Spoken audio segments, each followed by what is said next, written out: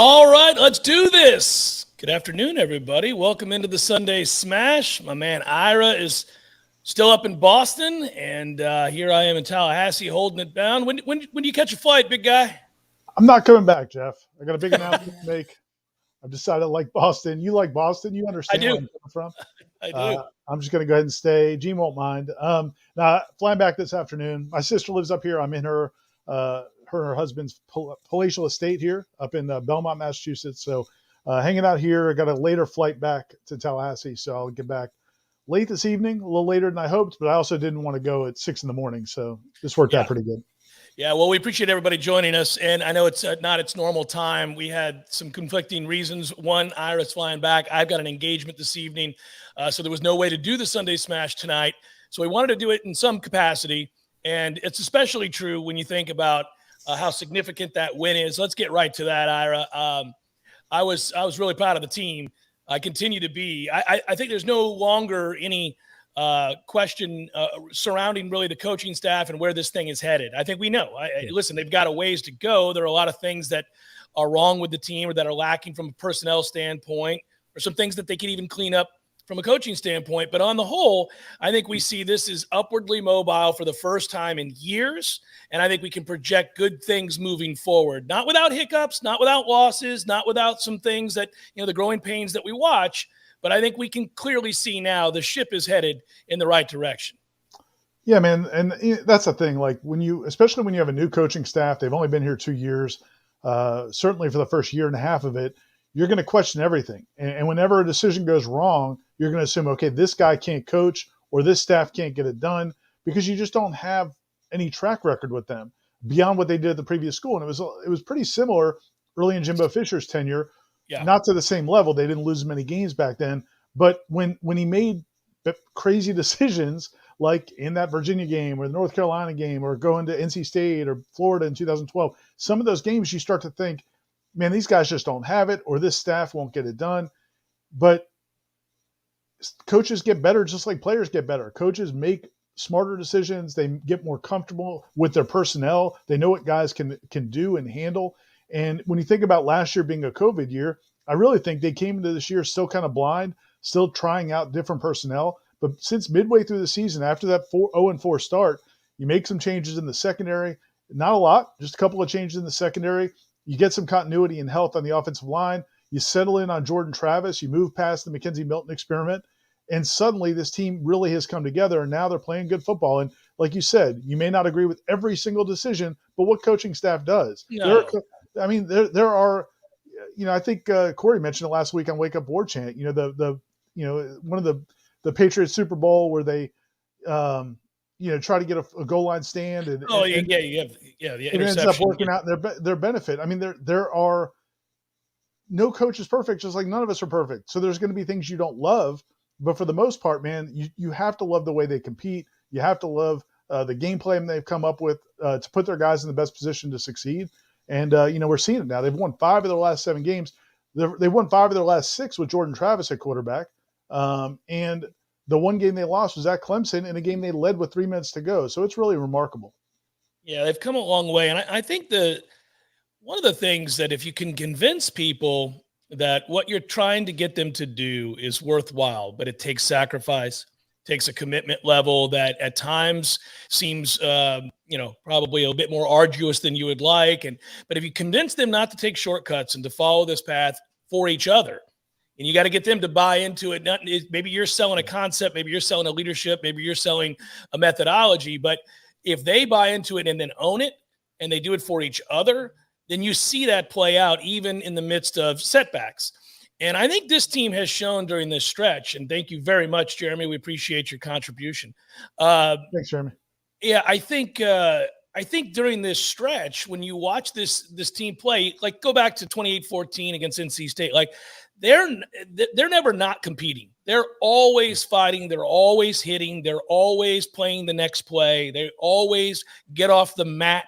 And so to me, that sets up everything else. You have the possible upset wins. You have the opportunity to sustain success. You can go on the road as a slight underdog and get a win. You can get absolutely bent over by officials repeatedly and still find ways to have the mental fortitude and toughness to win a football game. And so all of it was on display yesterday. I mean, that was a special set of circumstances for them to overcome. And I just, if you're watching now on YouTube, you're having fun with this, but it was hard to fathom the amount of made up bullshit we were witnessing yesterday.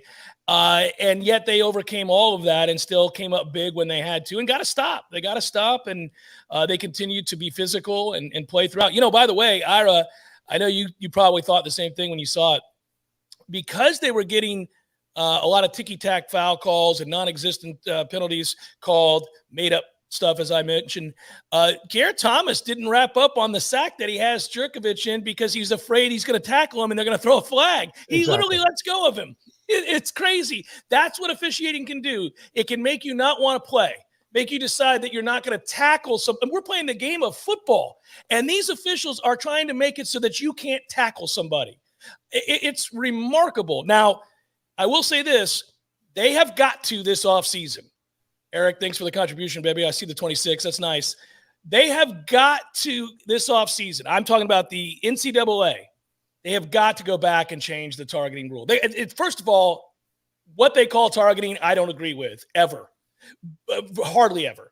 Secondly, stop throwing people out of games. Stop doing that. It's a crime. That's crazy to throw people out of games. And it's a good damn thing it was the first half and not the second half, because your back-end guy who gets everybody organized would be out against Florida. Yeah. Now he'll be available, but stop doing that. It's just so wrong. It's crazy. And especially if you can't discern intent. It's nuts. Yeah, that was rough. But I wasn't surprised at all. They called it again. Every call that could have gone either way in that game went BC's way. And some of them, as you said, it was almost like made it up. Yeah. I mean, the running into the punter, unnecessary roughness, the punt return on the punt return, fair catch. He gets blocked into the guy and then barely hits the kid's shoe. I mean, he didn't hit him. He didn't. I mean, I've gotten more hurt tying my shoes than that guy got hurt on that play. I mean, it's just crazy. So, and then the pass interference, the one that really got me early on was the Marion Cooper pass interference. Well, the Jordan Wilson offensive pass interference. Yes, they made it up. Marion Cooper, that play happened right in front of me. BC's press box is pretty low, and it's right over the field, and it was right where I'm sitting, and I'm looking right down at it. Marion Cooper is trying to disengage from the guy to turn around to intercept the pass. Mm-hmm. He's trying to break away from the guy, and the guy's holding him, and they call him for pass interference. Then on their late long touchdown in the other end zone, the guy clearly pushed off and no call. It's just, and then the false starts or the legal formations on Darius Washington. I mean, it was just one thing after another. And again, the only good thing about it is they won the game. The best thing about it is they won the game so we can talk about it. If they had lost, people would, you sound like sour grapes. Yeah, exactly. Yeah. People sound like, right. No, it should have been a blowout. BC shouldn't have had a chance to even get back in the game, except for so many of those calls.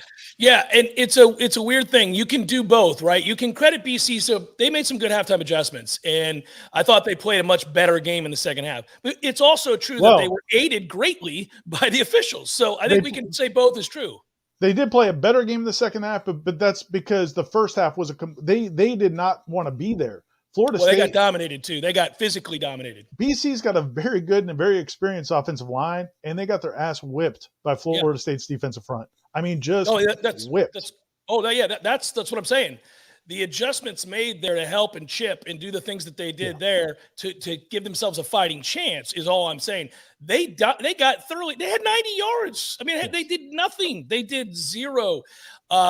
Their tackles got beat one-on-one on almost every play, which is why, if we're going to continue the discussion about officiating, you have to, and I'm sure Mike Norvell said this, at some point when you go into halftime, okay, so they make their adjustments, they're going to help a little bit more.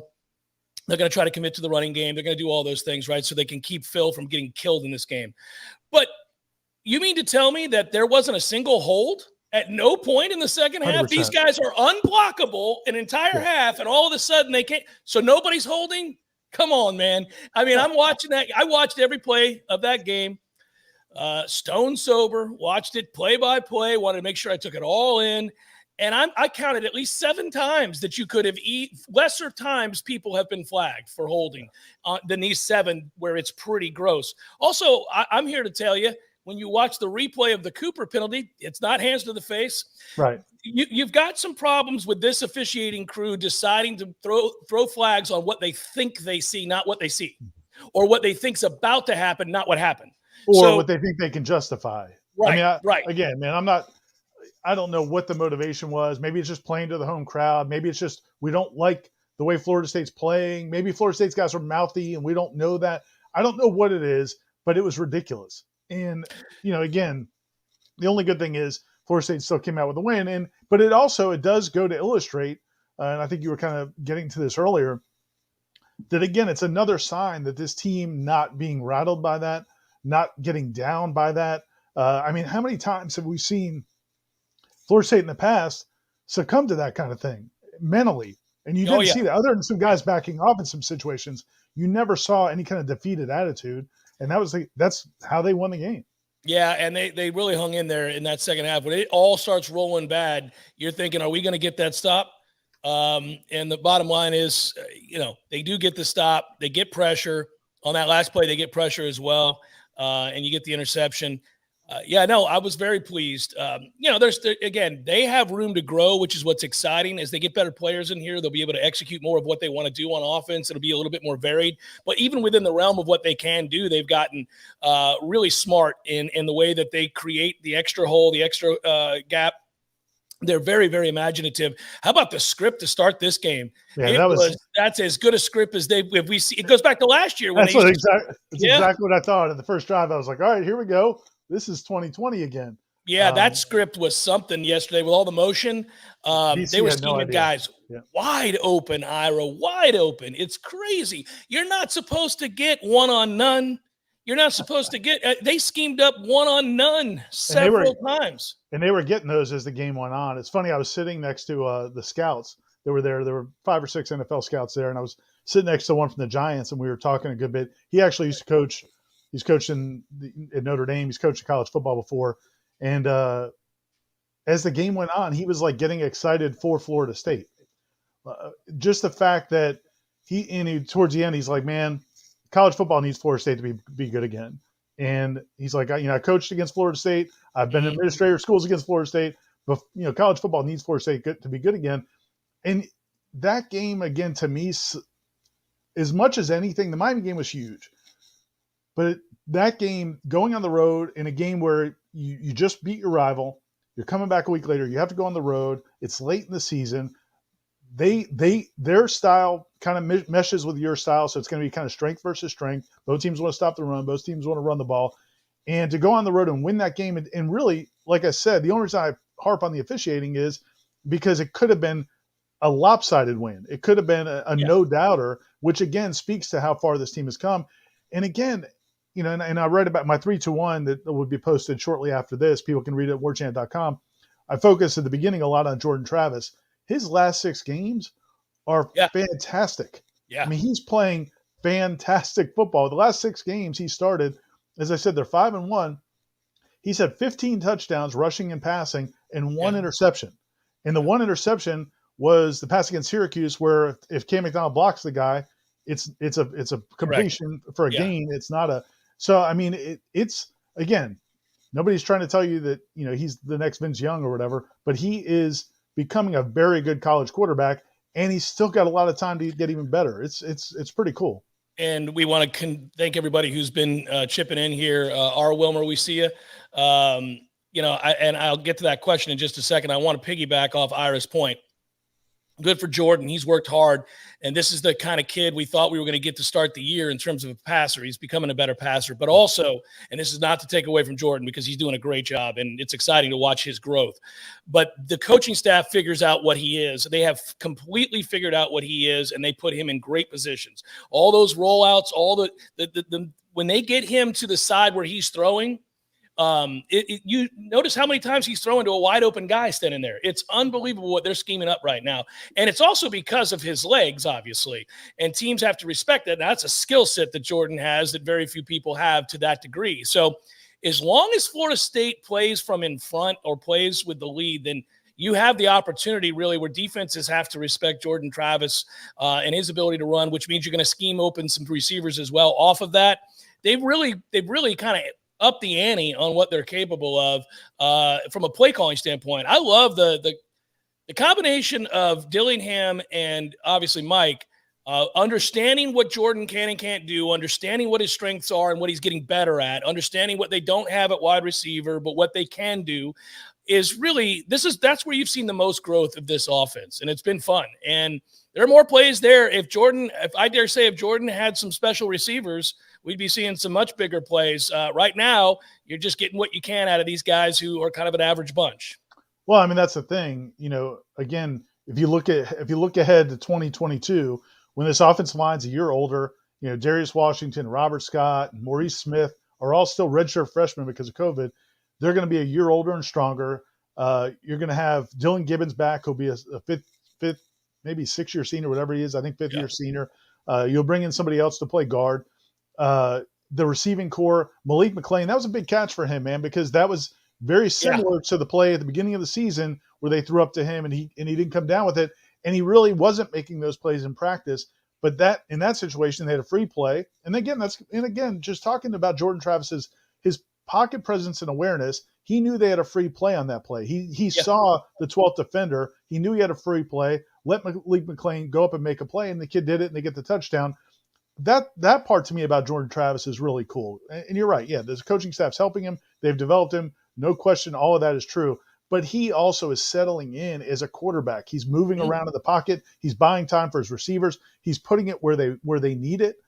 He's not making mistakes. He makes a lot of line checks. He's making a lot of good decisions. I don't know if you saw the stat. Gene posted the PFF, some of the PFF grades that people can read on warchant.com. BC blitzed Jordan Travis 9 times yesterday. He was 9 of 9 on those passes. Yeah. I mean, he's doing everything. He's playing winning football, and they haven't had a quarterback to play winning football in a long freaking time. Yeah. Kevin on the chat here just said that Maurice, more than any other lineman, has to get bigger and stronger this offseason. Yeah. There's no doubt. He has really declined as the year has gone on. I don't know how much, he's not a huge frame guy.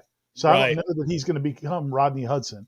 But yeah, I mean, you're right. That's an issue. There's no doubt. He's getting blown up on the 3rd and 1 play off the right. I mean, he's basically the guy that makes the tackle on the running back. I mean, he gets blown up that bad on that play. But listen, bottom line is, I mean, you're better with him than without him. I mean, he is an upgrade at center, but he's got to get stronger. There's no doubt. But okay. Go ahead. I was going to say, can we read a couple of these? Gabriel's comment. Yeah. Let's go back. Yeah. You want to read it or you want me to read it? Hey, Jeff and Ira, love all the content you guys do. Brownlee gets beat every once in a while, but he is also playing the other team's best receivers. He gets a lot of heat, but he's a building block, in my opinion. I love a lot of things about him. Brownlee is a tough kid. He is very physical. He's able to forget about the last play. Whatever play he gets burned on, he's able to play the next play and really put it behind him. He's not an elite corner. We know that. But I think he's a player that certainly is in the plus category, at least in terms of all the other stuff he gives you. He blows up any of those wide receiver screens, any of the quick game stuff he's able to be physical with. He just struggles down the field against upper level talent. But to the point Gabriel's making, I mean, he's a fighter, and that's again, when you talk about a culture or personality of a team, he's a fighter, and he's a big reason why they have the personality that they have. Again, man, this team. Think about the defenses of the last few years, how they just caught blocks, and they and this team beats blocks. This defense beats blocks. This defense is physical. This defense competes. There was a play in that game. I think it was a play where Keir Thomas stopped wrapping up the guy. Yeah, he slammed his ass to the ground again. Yeah, and a receiver got deep behind. I think it was Deloach, Yeah. And Deloach realizes, oh, shoot, we don't have a sack. And the guy's running behind me, turns around and flies. And I think it was the same play and deflects the pass right before it gets caught. They've had a bunch of pass deflections this season where they were trailing the play, ran it down, and made the play to deflect the pass. That's effort. That's all that is effort and technique. And man, that is so different from where this team was. And part of it's because of the personality and the desire of some of these players. Well, it's kind of what we were talking about, why they were likable to begin with. Like, even in losses, we saw enough of those moments that you're describing where you would say, like, okay, well, they're not a great team. They got a long way to go. They're going to give up some plays. They're going to lose some games against the better teams, but they care. They care a lot. They're passionate. They fight. They are physical. There is no more catching blocks. There is no more catching guys on tackles. They come up and hit. It's a violent team, especially up front. And some of those hits on my man Jerkovich. I mean, they were trying to knock him out of the game. They beat his ass, Ira. That was a thing of beauty. And the more the refs were trying to cheat Florida State, I was like, keep slamming that kid. Keep slamming. They're gonna call it anyhow. Just keep slamming him. That kid's tough though. I give him a lot of credit. He hung in there, and he did. If you think about how many times he stayed on his feet when he was about to be sacked and just long enough to throw it away, he made a ton of plays. And one of them maybe should have been a fumble. And then R. Wilmer said his question for this upcoming weekend is which officiating crew will be in that dismal place at UF. I'm 99% positive it'll be an SEC officiating crew. Back when the 2003 game the famous game, they get all upset about the officiating because it was an ACC crew. They switched it then to now going with their home crew. So I'm pretty sure it'll be an SEC crew, which that might be better. Yes. Oh, it is better. It is better by far. Anytime we've had the benefit of playing a game where there's an SEC crew, they let them play football. I mean, the bottom line is that's a more physical league consistently across the board, and I think the officials in that league are better, and they know it. They see it. They let guys play football all the time. I see hits in SEC games that are flagged in the ACC for targeting or unnecessary roughness all the time. They're just a normal hit. They're just like, okay, well, it's football. I mean, we really have – I don't want to go on and on about this, but they got to get rid of that targeting rule. Get rid of it. The refs don't know what they're looking at, and it's enforced improperly, and they seem to assume intent all the time. Football's a physical game, man. And we can get to Sky Ninja here in a second, but no, man, that's 100. The problem is when they put it in, and you remember this, man. We used to go to the ACC, and the late Doug Rhodes would talk to us about officiating, and when they put it in, the reason they put targeting in was for player safety, but it was to change the behavior of the players. Right. They thought, if we put in this rule where we're going to, kick you out of a game, the coaches will change the way they teach tackling. The players will change the way they hit. It hasn't worked the way they thought. No, because so many of the players they're hitting are sliding, or so it's not.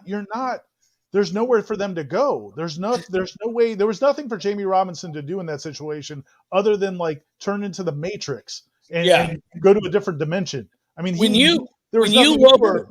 you're projecting where a player is going to be, okay, and you're coming up to make a tackle, and let's say you begin to lower your shoulder based on where you think he's going to be. If in the last second he decides to slide, there's a good chance your heads are going to collide. It's why you're wearing the helmet.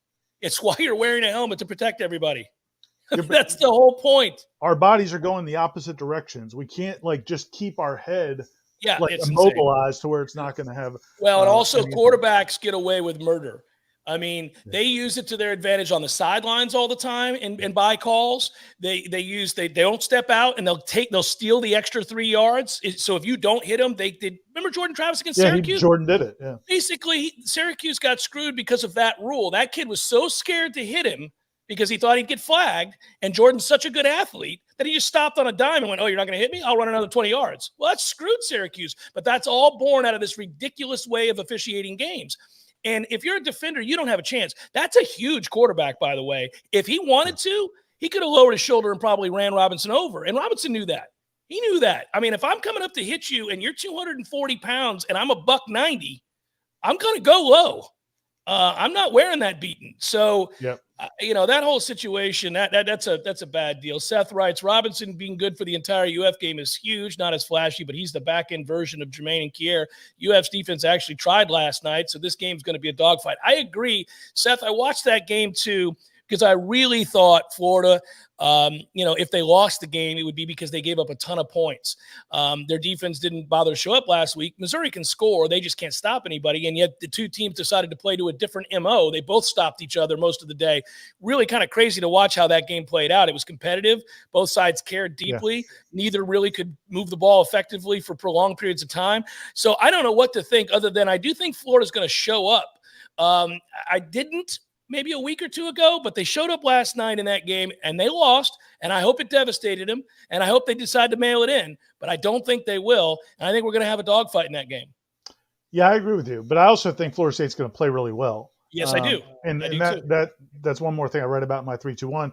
Last week going into this Boston College game, because of the reasons we talked about, we wondered whether or not they could bring forth the effort and the energy and the intensity and the focus after the emotional Miami game.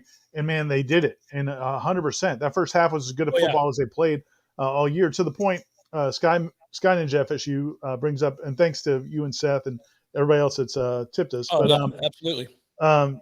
In y'all's opinion, what's the reason we struggle finish these teams off solidly when we look like we're going to blow out our opponents? I think there's two different things. I think in some games, I think it's you're not a great football team, so other teams are going to make plays as well. You're not you have to dominate a team for 4 quarters. You've got to be a really, really good football team. Florida State's becoming a good football team. I don't think they're at that level yet. But I think this Saturday was a game where they could have done that, and they probably would have done that without just insane officiating.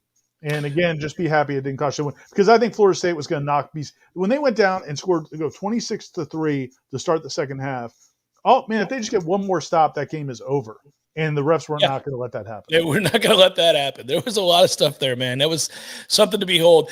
We got some questions on here about the special teams. Ira, I don't know what to think, man. It is amazing. Now, the punt coverage was fantastic, and they downed it inside the 15-yard line 4 different times. So they really made it tough on BC in terms of starting field position for much of the game.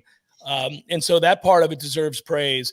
But good God, they gave up a huge long kickoff return, which sparked the comeback for BC, by the way. That led to a short field. I was going to say, that was the one play where I felt like, okay, maybe there's a lapse of focus. Giving up that was he gets a big block and hits that hole, and it's not good. We didn't cover it well. There was a couple times there.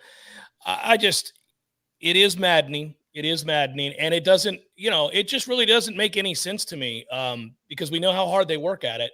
So I think we get back to that thing where when something's not working and you're putting in the requisite time to make it work, then you got to look at your methods. You got to look at what it is you're teaching.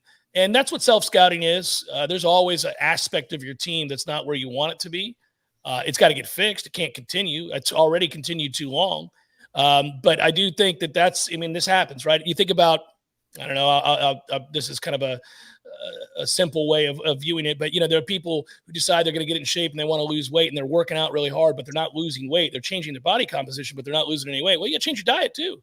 You got to go about how you eat. It's like there's some things you got to do. So I know that they rep all day long on these on how to cover a kick, return a kick. Well, I do think there were 2 things. One is I think the returning punts will get better when they get better punt returners. Yeah. Number 2, because to me that's not coach. Nobody coached Greg Reed to be Greg Reed. Nobody coached Willie Reed to be Willie Reed. Mm-hmm. Those guys were great punt returners. Yeah, special players. Yeah. But the other thing is I do think, and I haven't looked around enough to watch more college football, but I do think these Australian punters are a problem. It's funny, man. I was talking to Alex Mastromano these rugby style punters. I was talking to Mastromano the other day at practice, and it was just like off to the side. It wasn't during an interview, but I brought up how those guys have changed the game, and I wonder, we never would have known what T-Buck would be as a punt returner. We never would have known or Greg Reed or any of those guys because the way. And he said, he goes, man, I look back at those statistics, and I'm like, how much did those punters suck back then? Yeah. And I was like, well, they actually they punted it the way we thought you were supposed to punt it to the player. Yeah. and it's gotten so much harder. So I'll give them a little bit of the benefit of the doubt, but yeah, I mean, they need to get a better return guy. I mean, whether it's through the portal, that needs to be a position.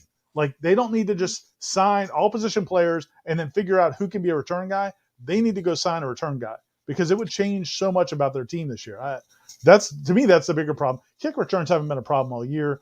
You've had one or two squeak out, but not having a return guy has been awful. Yeah, and they're really they look terrible too. When it's not just that they don't make plays there; it's like they look scared. Like I'm always worried they're going to fumble the ball because they look like they're worried they're going to fumble the ball. Right. When they catch, you're always like everybody's nervous, including the guy that you're watching have to catch that. You can tell he's not comfortable, and you're like, man, this is not good. I need a guy who's assertive. I do think they have made, there's no doubt. They've told them that if it's ever in doubt, to make sure you do not lose possession of the ball. So right. I do think that's one thing I would say maybe from a systemic standpoint is maybe don't preach that so much, because I do think they're so worried about coming up and fumbling one. Like the other day, there was the kickoff that bounced inside. It was clearly because he didn't want to come up and fumble it. Well, man, letting it bounce isn't a great solution either on a kickoff. Well, definitely not, because they can recover it. So yeah, you gotta go get the ball. Yeah. I was screaming that at the TV. I'm like, you got to get that, right? Like that's a live ball, my man. Yeah. That made me a little on edge. Look, they'll get it fixed. I do believe that. I think they'll work at it. They'll do whatever they got to do to get it fixed. In the interim, it's going to be a season where there's some things in special teams that we just didn't do well, period. And there's only one game to play. So we can officially say it wasn't good. I want to get in. I'm sorry. I want to get back to the one thing about the way what we expect this week in this matchup against Florida. Yeah. And I think you're right. I mean, Florida State's not going to walk into Gainesville and Florida just not try. I mean, probably not. We don't know. I mean, we've seen weirder things, but probably not. Not likely, unless the players are at a point where they were trying to get their coach fired. And who knows? Maybe something will happen on that front before this game, because now Florida is 2-6 in the SEC this year. They finished 2-6 in the league.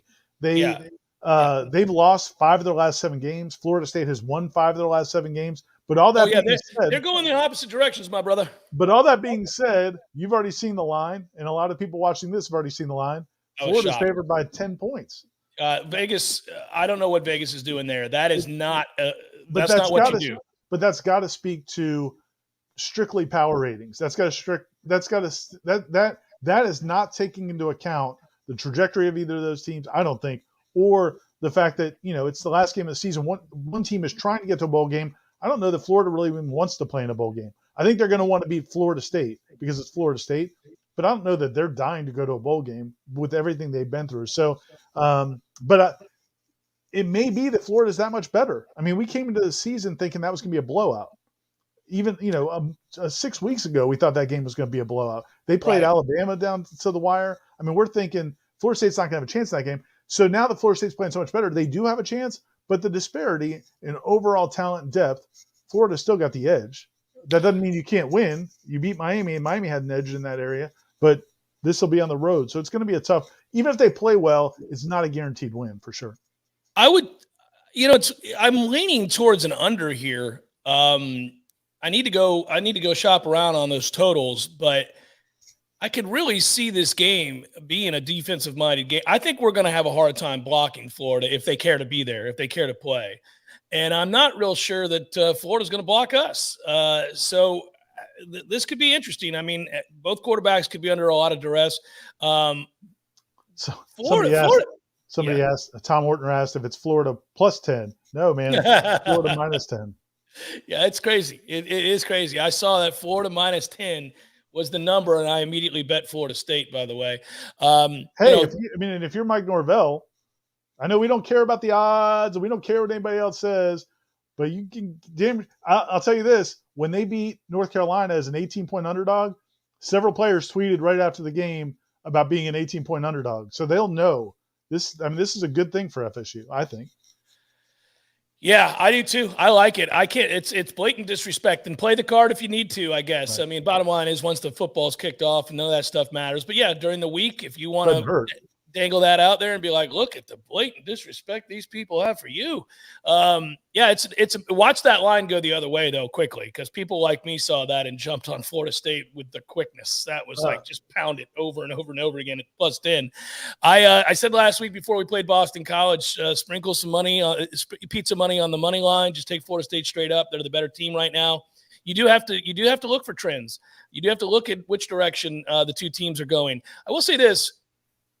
I want to circle back really quickly to Florida State's impact on Phil Jurkovich, because I thought early him getting hit several times led to some hesitation where he had some opportunities. This is where just being physical changes the game. He was sped up so much. Yep. He would not let anything develop because of that. There's no doubt in the first half. You could see it. It was beautiful to watch. I'm like, oh, he's affected. He's been getting hammered. The other thing about that too is he's still not right, and I'm not taking anything away from us. He's clearly not right. He can't get much on the ball. Yeah. No, he doesn't get anything on the ball. That's not the arm we saw early in the season before the injury. And NFL teams are going to care deeply about that and take a good long look on whether or not that's something that's coming around, or does he have nerve damage? What are we doing here? Jeff writes, what happens to officials when turned-in plays are found to be blatantly wrong? And then he asks fines. No, they're not fined, but you can be suspended. You can get fired. You get reassigned to lesser assigned games, to lesser games, lower profile games, I should say. You don't get as many important games. I saw some people post yesterday, Ira. I don't know if it's true that the head official from the game yesterday was already booted out of the SEC. We can go back and we can find out if that's true. I don't know. The name, it wasn't a real familiar name to me. It's not a guy that's been – he has not called a lot of FSU games in the past. He's not one of the names we normally see week in and week out. But that's basically what happens. You get reprimanded. They get graded. They get graded by the head of officials. And then, you might get dropped at the end of a season. The league might drop you, and then you end up calling games in the AAC or somewhere else. So there have been suspensions and rare occasions. I don't know if that's what's going to happen in this game, but it's definitely there are repercussions that we often don't hear about. The one thing I wanted to add on what you were saying about the Jurkovich. No, it was actually something right before that. Shoot, my bad. Looking rattled. Looking. No. I was just thinking. I think it was just thinking of the Florida game again. That's what I wanted to ask you about. Did you see my man Drinkowitz, Missouri's coach, after the win with the lightsaber? What did he do? No, I missed it. I didn't see it. No. Last year, Mullen put on the Darth Vader crap. Right. Yeah. So, Eli, after his press conference, he ends the press conference by saying, "May the force be." He puts his hoodie. He's got a hoodie on his jacket, pulls it up over his head, goes, "May the force be with you," and pulls out a lightsaber and walks out of the room. It's just awesome. There it is. Oh, there it is. We got it. Oh, this is good. I did not see this. I was actually. Yeah, may the force be with you. Good for him. I mean, it's only so good because it's Mullen. I mean, he's a doofus, and I've been telling everybody who would listen for a long time that he's one of the biggest doofuses in football. It's ridiculous. We'll see what's going to happen with him. It does feel like he's not going to survive the season, and it's strange because all the people that I know, and people at the University of Florida, I've got a dear friend who's a Bull Gator. Hell, I got a family member that's a Bull Gator. Stepfather is a UF law grad. A lot of those guys have not liked him for a while and didn't want him hired. Didn't want him hired. He says and does dumb things all the time. That said, he's had a track record of obviously doing a lot with quarterbacks, and there was a stretch there in Florida where he was doing exactly that. But this has been a weird year for them to watch this just demise. And then somewhere along the way, they lost the kids because there is a inconsistency of effort. You get it one week, then they don't show up at all the next. And then they do show up and they don't win. They don't show up the next week. It's really strange. Like that. Think about that LSU game. One coach had been fired. One coach had already been fired. And LSU goes out there and just dominates and runs the same play 15 times for 300 yards, quite literally. So it's just bizarre. That's why it's hard to gauge what this team will be here in this game. But it is a rivalry game, a very specific rivalry game, an in-state rivalry game, and it is at home. I would have to believe, just seeing the Garnet and Gold take the field with the crowd going nuts, that at the very least they're going to, I think in any rivalry game like that, there's a little bit of a chin check early, and then let's see where we're at. You want to play? You want to play? Let's go. Well, and what's going to be great to see is what I really want to see is how many FSU fans buy tickets to that game, because in years past, I mean, we've seen it a lot. When Florida State's been down over the last 2 decades, they weren't down much before that. But when Florida State's been down at different points in the last 2 decades, when Tebow was there or whatever, a lot of FSU fans would put their tickets on the secondary market, and Gators would buy them up. Yeah. And you'd see a sea of orange, sometimes huge pockets of orange in Doak, when it was a foregone conclusion what was going to happen in that game. Now, this is not a foregone conclusion, but I have a feeling with Florida losing 5 of their last 7 that there's going to be a lot of UF tickets on the secondary market.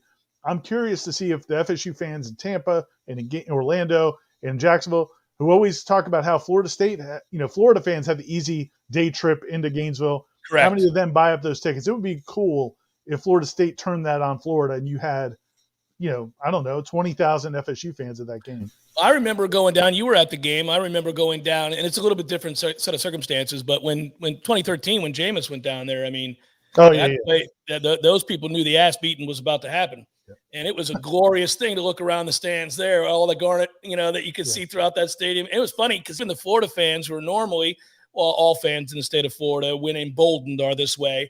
But even the Florida fans outside the stadium just wouldn't even give you eye contact if you walked past in a garnet and gold. They're like, we're not going to talk about it. We're not going to talk about it. I'm just here to support my team. We all know what's going to happen here. Let's just go about our business. It was funny. I don't know. This will be a weird, chippy sort of game early. I do think both sides want to see if the other cares to be there. I know Florida State will care to be there. I know Florida State's looking at that game as an abundance of opportunity to do one of the more improbable things in a Florida State season that we've ever seen, which is to have perhaps historically the worst loss in your program's history, a moment that seriously has you looking in the mirror for a very long period of time about what these guys are trying to do and accomplish, what's disconnected, what's not working. 0-4, staring what many thought could be a 2-win season in the face at best. And all of a sudden, here they are on the cusp of going to a bowl. And if they win this game, they will have swept their rivals in the state for the year. They will have gained all the momentum in recruiting that you could possibly want. And they will be going to a bowl after starting 0-4. Man, sky's the limit at that point. The funny, I was sitting next to some of those scouts, and I was talking to them, and that was the 3 things they brought up was, one, as I said, they were glad to see Florida State doing better. The other 2 were what's going to happen to Mullen and what's going to happen in Miami.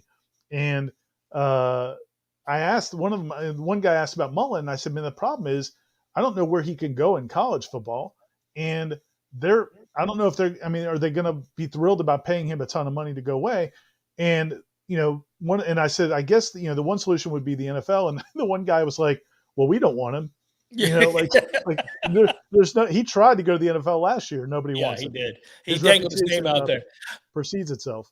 I actually think that's what started the problems. I mean, when you dangle your name out there and basically tell everybody that would listen, hey, I'll take a job in the league if you want me. He's basically telling Florida fans, Florida players, Florida administrators, I don't want to be here. The biggest thing is this. I don't think he likes to recruit.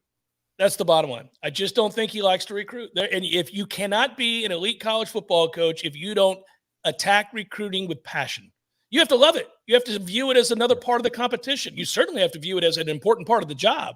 And if you're indifferent about it, or you don't like it, or you think it's beneath you, can't coach in college. And I feel like he's reached that place in his life where maybe that's true.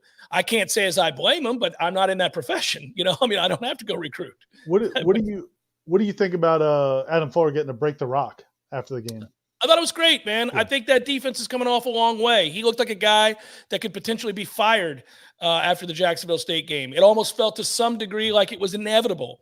So to see the way that they have fought, gotten better, in position, fewer busts, dominating in some aspects of the game for long stretches at a time, certainly. Good for him, man. That's a good guy. We've both talked to him extensively. I think he knows football. The question, and most all these guys know football at a very high level. You couldn't get to where they are if you didn't. Can't fake your way that far along. But the biggest thing is getting your kids to understand what you know and then execute it. Right. And they had a real hard time for whatever reason, kind of figuring out which kids were all in and understood it and worked hard and were prepared and doing everything you asked of them, and which kids maybe had more talent but weren't weren't all in and wouldn't execute it. And once they figured out the guys that are going to play hard every play and do what and accept hard coaching and do what you're asking them, they've gotten better. And also have the option to make changes. Like last year, there were guys that they had to play because they didn't have any other choice for a variety of reasons. I mean, you're in the middle of that roster turnover. They're still in that to some degree. But yeah, man, I thought, the performance in that game, BC had 3 touchdown drives. 2 of them started in the plus side of the field because of special teams. One, the kickoff return, one of the ridiculous punt return penalty. And then the other one was 2 or 3 personal foul calls that moved them ahead. So yeah, the defense played really well. And that was the whole thing about Fuller, because I had just like you, man, I had a ton of people, including former players, who were like, man, they got to get rid of this guy. He was at Marshall 3 years ago. He doesn't need to be at Florida State. And I just felt like the only thing I would always say was, if Mike Norvell got his first chance to coach at Florida State, and this is who he brought with him. And I know he may have wanted Dan Lanning first, but this, at the end of the day, he ended up hiring Adam Fuller. And for him to do that, I had to think, okay, this guy knows what he's doing. Then becomes the next question, to your point, can he communicate it to the players and then motivate them to play hard? And I had some questions about that last year, especially during 2020, during the COVID year. But man, it's been cool to watch them, the way they interact with him now on the sidelines, the way that they go to him for questions and talk to him and get feedback from him. And then the way they, you look at the picture that FSU tweeted out on their official account of Adam Fuller breaking the rock with a sledgehammer, the look on the players' faces, and then to hear them talk about him after the game, they know how much criticism he got, and they're happy for him. And it's big, man. That's why I'm not saying they're playing for him. I think they're playing for each other, but he's a big part of it too. Yeah, players always have to play for each other first, but it helps if you really like the guy that is instructing what you do every day in practice, and you feel like he cares about you, and you feel, most importantly, like he's putting you in a position to succeed. Yeah. There's the picture right there. It's great. If I don't know if Matthew could zoom in even closer, but I think that's Marcus Cushney behind him. Yeah. He's kind of got this look like, yo, coach, watch the backswing. Yeah. Yeah. No, that is cool. I love that picture. And actually, the guys on the side, like to his left, Steven Dix doesn't even play anymore. And he's right up in there celebrating. That's cool, man. Well, I think it's fascinating, by the way, that some of the guys like Steven Dix, who you just brought up, have learned to accept their role, have understood. Now, he's on special teams. And he's still a young guy. Yeah. Yeah. But I just, I don't know. I'm not trying to be an asshole. I'm just saying he's not. The hips aren't going to get better, Ira. But he's he's helping you in special teams, and he works hard, and he's bought into whatever his role is. Man, that's salute. I mean, that's hard, man. That's hard when you come to a place and you're on scholarship and you think you can play and you think you should play and you get out there and it doesn't work out. And you started last year. You started as a true freshman. Yeah, it's devastating, right? It's devastating. But to not sulk, boy, that is the antithesis of what we see, most of the time these days. And 2 other examples of that, and I wrote about it. Also, my 3-2-1, which you'll be able to read later today on warchant.com, is these redemption stories we've seen lately. Last week it was Andrew Parchment, who was completely written off. I mean, he wasn't on the depth chart a few weeks ago. Worked his way back on, has the big catch that sets up the winning touchdown against Miami. This week, it's Akeem Dent. Akeem Dent he started games the last 2 years at different times, a corner and safety, with not great results. Early this year, he started the first 2 games, gets benched. He only played like 20-something snaps against North Carolina. And at that point, I'm thinking, okay, they've moved on. It's going to be Sidney Williams. It's going to be Sidney Williams and Jamie Robinson, and Akeem Dent's going to be maybe a dime package guy. And I wonder if he's going to be a guy who goes into the portal after this year as a 5-star guy who just didn't pan out. And they had to go back to him because Sidney got hurt. But these last 2 games have been the best games he's ever played. He played really, really well against Miami, had big hits. He hasn't missed a tackle in either of these last 2 games. He had 9 tackles in 4 games. 9 missed tackles in 4 games. In these last 2 games, he hasn't had any missed tackles. He got targeted 4 times yesterday and didn't allow a pass. So, again, man, it's another young guy that has gone through been pushed aside, been told you're not good enough right now, and work to get back into the rotation and all of that. And all of that's really positive. This has nothing to do with anything, but I thought you should know that while you were making that excellent point about Akeem Dent, and I was also thinking that we probably didn't praise Deloach enough on this broadcast today because he was everywhere and was awesome. I thought you should know that something was like poking my left thigh, Ira. And I was like, what is poking my left thigh? So this pants I'm wearing have a zipper on the side here. And I was like, what is in here? What did I leave in here? Like, I thought it might be a golf tee. A syringe? No. I mean, no. Yeah, I was like, what is it? What is it? But while you were talking very smoothly, without anybody could tell on the video, I reached into my pants, it was crumpled up, $20 bill, buddy. Boom. It was all beaked. It was poking right into my leg. This has to be a good omen for the Florida game, right? I just found $20 that I didn't know I had. It was a sign that we need to talk about Kalen DeLoach. You're right, number 20. That's right. I was like, and my man Toby just took a shot at me. It's pretty awesome. He's like, "Hey, Ira, did you write a 3-2-1 column?" I haven't heard about it yet. Yeah, lots more where that Toby came from, guys, on the 3-2-1 column and warchant.com, where we have all kinds of content and will throughout the holiday week as we build towards Florida State, Florida. Seth, thank you so much. Another sign of hope. The staff can evaluate talent.